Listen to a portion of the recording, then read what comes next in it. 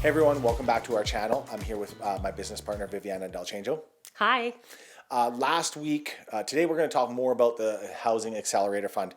Last week we kind of touched base on it a little bit, but We talked about the Housing Accelerator Fund and how it relates to Sylvan Lake. But there's some drama going on. in Calgary, a lot of drama going on. There's some pissed off people. They have just basically blanket rezoned everything so that you can put fourplexes, you can put high density in low density neighborhoods, and it just doesn't make sense. It's causing a huge disturbance, and I get it. Like, people bought and spent money to be in a low density neighborhood, limited parking. They don't want high density, a lot of people around. They want their privacy. Mm-hmm. I get why they would be upset that the city's just going to come in there and be like, oh yeah, you can build a fourplex in here. I think what it was saying was a legal suite plus a suite behind the garage, so you can do like 3 suites, like 3 tenants on one property, kind of thing. Yeah, and they're calling the people who are against this what did they call the them? Selfish few. The selfish few. There's 350,000 of them that are the selfish few. Yes, and that really bothers me. It pisses me off. Like, people worked hard to get into these neighborhoods. Another thing, I don't know if the city thinks about this or not, but what about parking?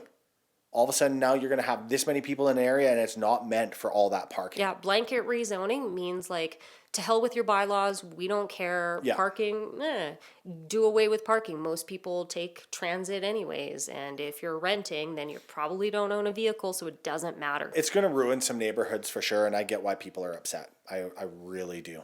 And I mean, there's an argument for the not in my backyard, right, NIMBY.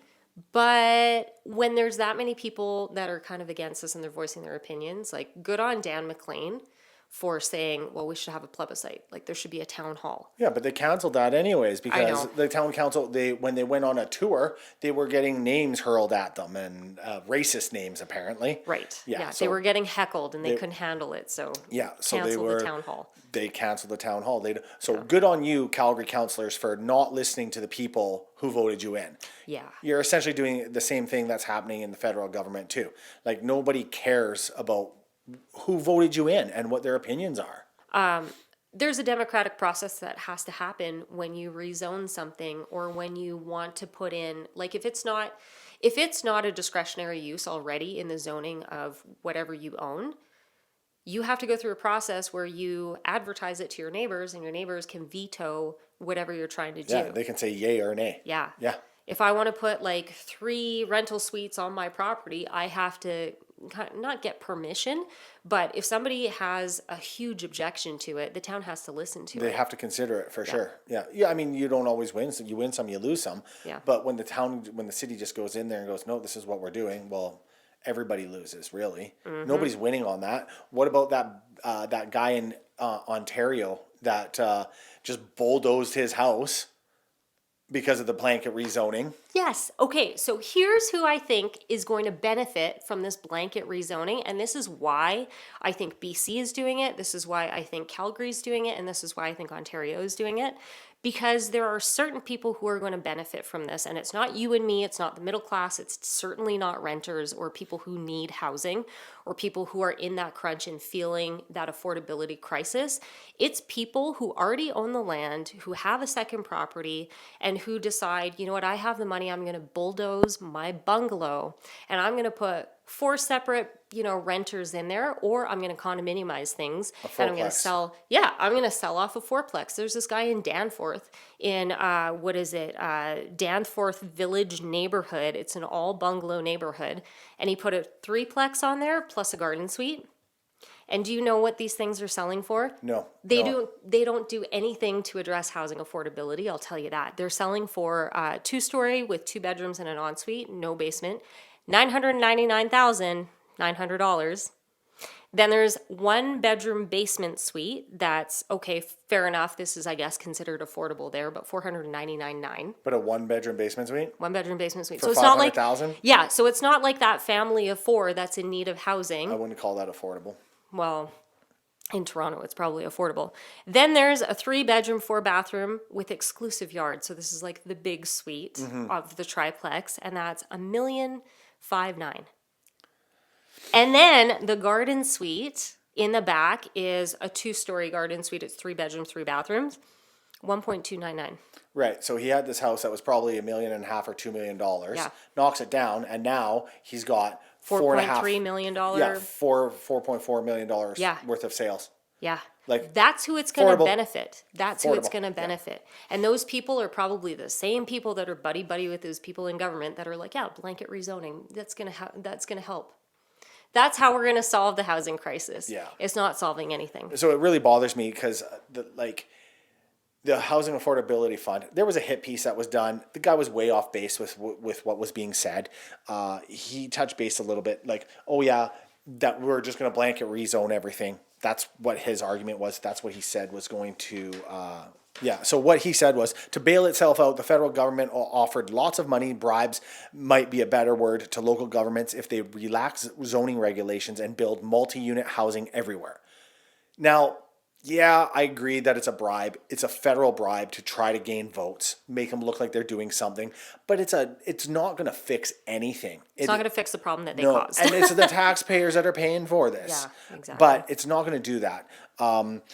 But there's more to the Housing Fund Accelerator than that. Like, it's about building infrastructure, streamlining the processes in the government, getting new equipment going, so that so houses can be built faster. Planning, systems, Yeah. everything. It's not just like, here's money to build a house. That's not what it is. But it doesn't take care of the issue.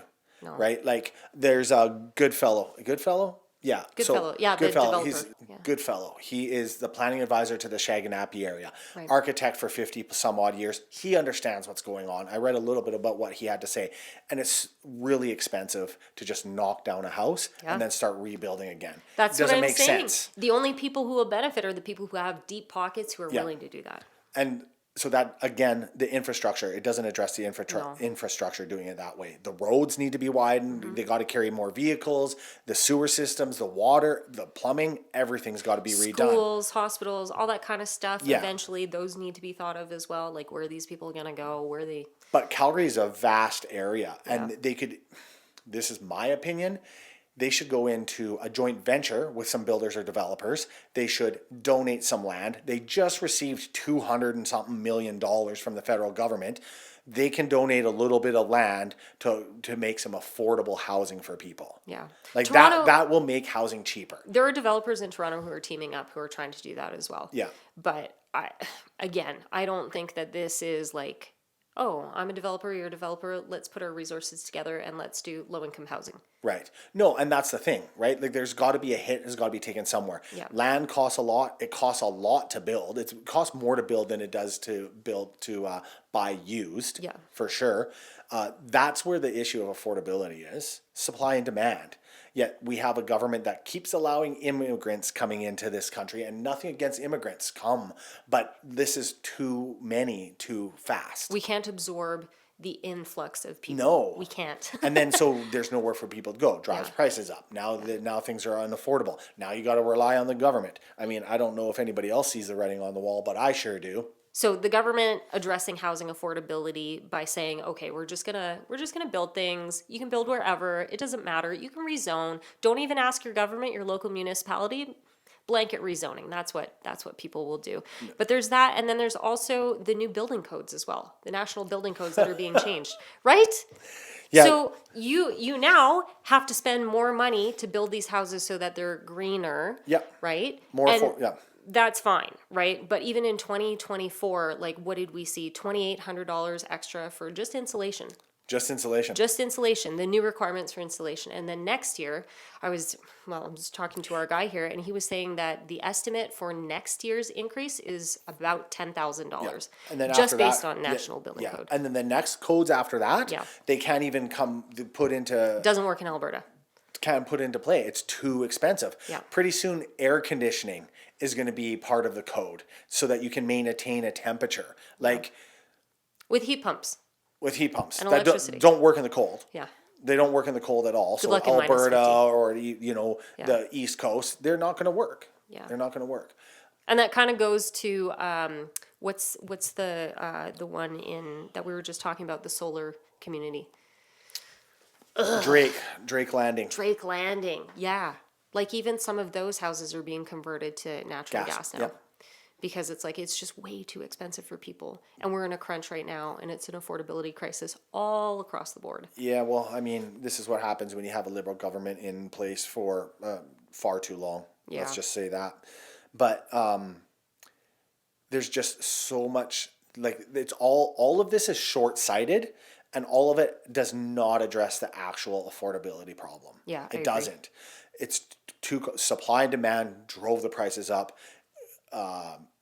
We still have an imbalance in supply and demand. There's so much demand Well, that inflation. even if you build affordable housing, it's no longer going to be affordable. You're going to go into multiple offers, and Yeah. the people who can afford to just throw money at it to secure it because they need it, they're going to pay more for it. So your housing prices will go up, just like in BC and Richmond. The Richmond mayor literally said, we addressed the housing crisis. We built more homes because our population was increasing, and it did nothing for affordability. No, In it fact, won't. it did the opposite. Yeah.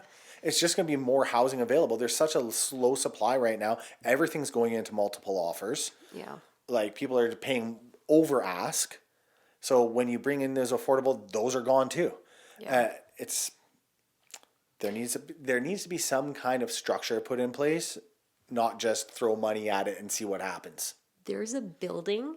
Okay, so I wanted to take it back to this Danforth like threeplex with the garden suite. That's now a condo. He Yeah. registered it as a condo. So like you're paying $1.5 million and then Condo fees. condo fees. Yeah. Anyways, that wasn't really, I just had to get that out. There's a building in Vancouver that was supposed to be affordable housing. And that building is now actually suing some of the owners because I guess the developer didn't vet them properly and he didn't realize that these aren't people in need of housing. It was just cheap housing that people were like, yep, I'll buy it. And so now they're getting sued. I don't know where that's going to go. I don't think it's going to go anywhere because it was like you should have done your due diligence and looked up the people who were offering on these units. But now they own the units and they're just renting them out. Right. It is not affordable. No. Yeah.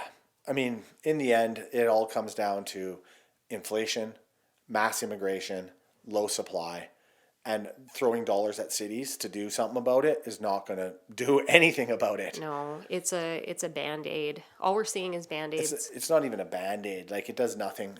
As far as I'm concerned, it does nothing to address the problem. Unless the city of Calgary decides that they're going to build an affordable housing development and make it so project. that they bring somebody on, joint venture, they dedicate some land to this. They build the infrastructure, they build affordable housing. It's going to be an entire neighborhood, kind of like co-ops in BC. Yeah. Like, there's those co-owned buildings. Those are affordable housing. They have some of those. I don't know if they're affordable anymore, but that used to be affordable gone up. housing because they were co-owned. Yeah, they are. And in those cooperatives, I know one of them in Olympic Village, I think it had to stay somewhat affordable for 10 years. Yeah. And that was like the premise of the cooperative housing. And I know like the concept of cooperative housing, each owner has to contribute somehow. Yeah. Whether it's landscaping or plumbing or like Accounting or whatever. Yeah. it's a great idea. It works in a lot of places. I don't think it'll necessarily be a super popular. Well, maybe it will. I'm just saying, like, if Calgary really cared about making affordable housing, they could make it happen when they got that $220 million in. Buy a quarter section, subdivide it, put in, go into a joint venture with a builder. Yeah, Pay make it the happen. builder. You got to pay the builder. He's not going to do it for free. Yeah. But donate the land. You just got $200 million from the federal government. Donate that land. Make it affordable. Yeah. You know what? Even if they annex land, I bet it would still take 10 to 15 years to get anything done. Well, probably because it's all the government who's doing it. How much red tape is there going to be involved? Yep. Just got to do this, got to do that, got to do this, got to do that. But it's a photo op if you get it done. Oh, yeah, absolutely. Yeah. Anyways, yeah. This turned out to be more about government than it did about housing. But Thanks for listening to our rant. Everybody out there, I'm sure, is feeling the same way. What are your guys' thoughts about this affordable housing initiative, or even the situation that you're facing yourselves? Like, tell us a little bit. Let's talk about this to see what we can. How does it impact you? Yeah. Thanks for watching, guys. We will talk to you again soon. Okay, bye.